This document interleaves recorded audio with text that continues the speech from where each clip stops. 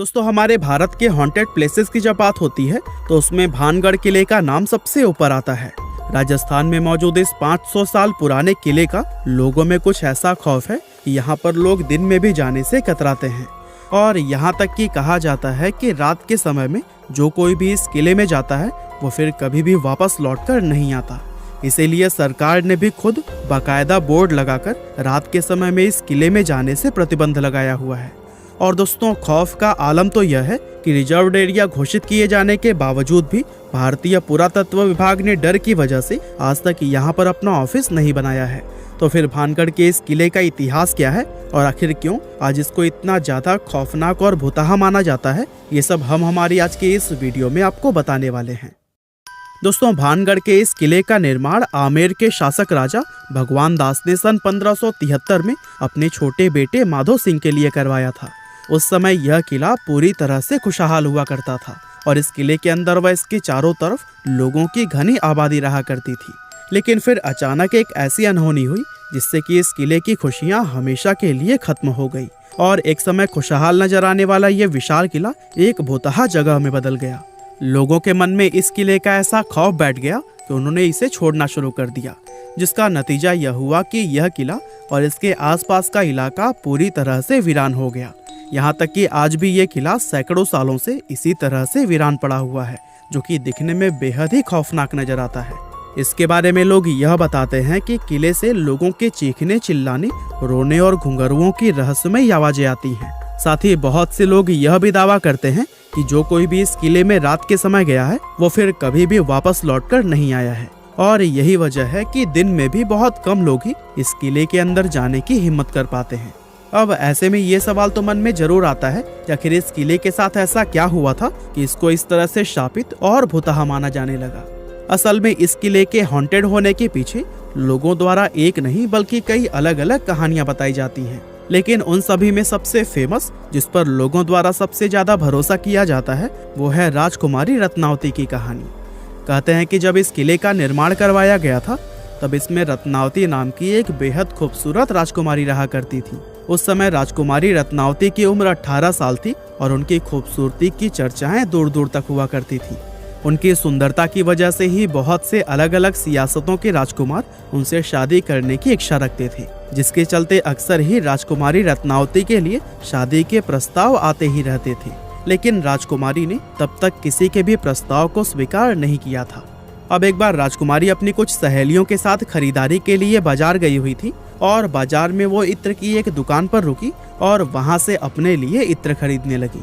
इतने में ही उस दुकान से कुछ दूरी पर खड़े सिंघिया सेवड़ा नाम के एक व्यक्ति की नजर राजकुमारी पर पड़ी।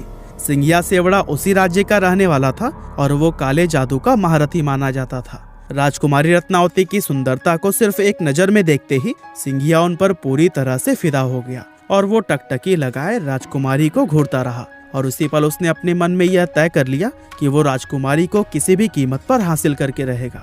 अब चूंकि वो तंत्र मंत्र और काला जादू जानता था, इसीलिए उसने राजकुमारी के पसंद किए हुए इत्र की बोतलों में से एक बोतल चुपके से उठाई और उस बोतल पर कुछ तंत्र मंत्र करके उसे धीरे से वापस उसी जगह पर रख दिया। असल में वो अपने तंत्र विद्या की मदद से राजकुमारी को अपने वश में करना चाहता था और उसका ये प्लान काफी हद तक सफल भी हो गया, क्योंकि राजकुमारी ने उसे इत्र के साथ छेड़छाड़ करते हुए देखा भी नहीं था। और फिर राजकुमारी इत्र की शीशी लेकर अपने किले की तरफ वापस जाने लगी। साथ ही सिंघिया सेवड़ा भी छिप छिप कर राजकुमारी का पीछा करने लगा। हालांकि अभी राजकुमारी सिर्फ कुछ दूर पहुंची ही थी, तभी उनकी एक सहेली ने उन्हें बताया कि एक अनजान व्यक्ति ने इत्र की शीशी पर तंत्र मंत्र किया हुआ है।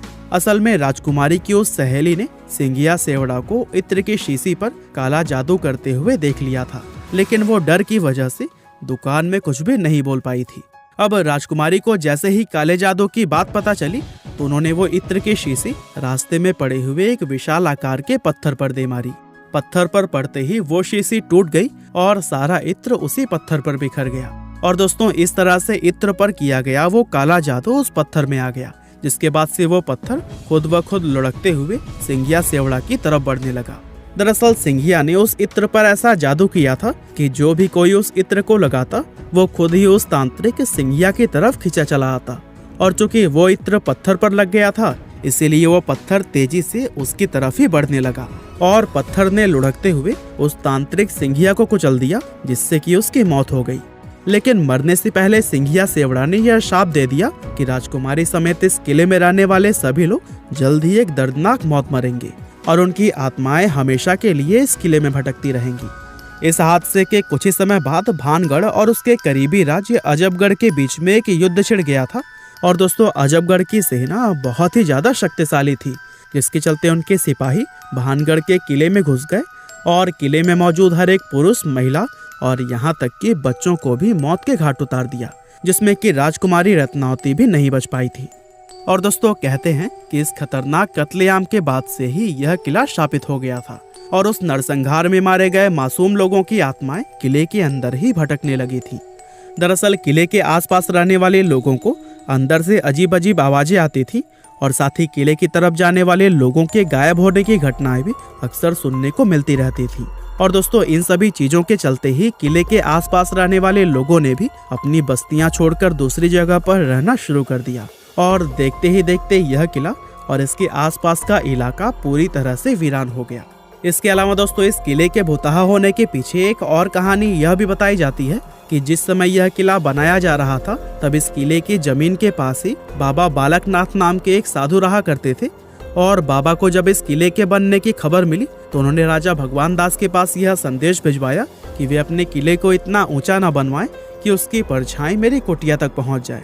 अब राजा भगवान दास ने बाबा की उस बात को गंभीरता से नहीं लिया और जब यह किला बनकर तैयार हुआ तो इसकी परछाई बाबा बालकनाथ की कुटिया तक पहुंच गई। और दोस्तों, उस परछाई को देखकर बाबा क्रोधित हो गए और गुस्से में उन्होंने श्राप दिया कि भानगढ़ पूरी तरह से तबाह हो जाएगा। और दोस्तों, बहुत से लोग आज यह भी मानते हैं कि भानगढ़ किले की यह हालत बाबा बालकनाथ के उसी श्राप की वजह से ही हुई है। इसके अलावा एक कहानी तो यह भी बताई जाती है कि भानगढ़ में एक युद्ध हुआ था, जिसमें कि भानगढ़ के सिपाही पूरी तरह से हार गए थे, लेकिन भानगढ़ के राजा और उनके परिवार के दूसरे लोग अपनी जान बचाकर वहां से भागने में कामयाब रहे। अब चूंकि उन लोगों ने किले के अंदर अपना काफी सारा खजाना छिपाया हुआ था, इसीलिए दुश्मनों से उस खजाने को बचाने के लिए एक झूठ फैलाया गया कि यह किला पूरी तरह से शापित है और अगर कोई व्यक्ति इस किले में जाएगा तो उसकी तुरंत ही मौत हो जाएगी। और दोस्तों, इस तरह से खजाने को बचाने के लिए फैलाई गई यह अफवाह लोगों ने सच मान ली और भानगढ़ का यह किला हमेशा के लिए हॉन्टेड समझा जाने लगा। वैसे वजह चाहे जो भी रही हो, लेकिन इतना जरूर है कि इस किले को भुतहा बनाने में हमारी सरकार का भी काफी हाथ रहा है। दरअसल कानून में भूत प्रेत पिशाच और बुरी आत्मा जैसे किसी भी चीज को कोई जगह या फिर मान्यता नहीं दी गई है और आज तक किसी भी कोर्ट ने अपना कोई भी फैसला भूत प्रेत को ध्यान में रखकर नहीं सुनाया है। इसके बावजूद भी सरकार द्वारा किले के बाहर बोर्ड लगाकर उस पर लिखना कि रात में इस किले में जाना मना है और भारतीय पुरातत्व विभाग का यहाँ पर अपना ऑफिस न बनाना, ये सभी चीजें कहीं ना कहीं इस बात की तरफ इशारा करती हैं कि हमारी सरकार भी भूत प्रेत में विश्वास रखती है। और दोस्तों, सोचिए, जब सरकार की तरफ से ही ऐसे कदम उठाए जाएंगे तो फिर जाहिर सी बात है कि आम लोग तो इस किले को सच में ही शापित समझेंगे। वैसे आपको क्या लगता है, ये किला सच में भुतहा है या नहीं? और क्या आप लोग भूत प्रेत आदि में विश्वास रखते हैं? हमें कमेंट करके जरूर बताइएगा।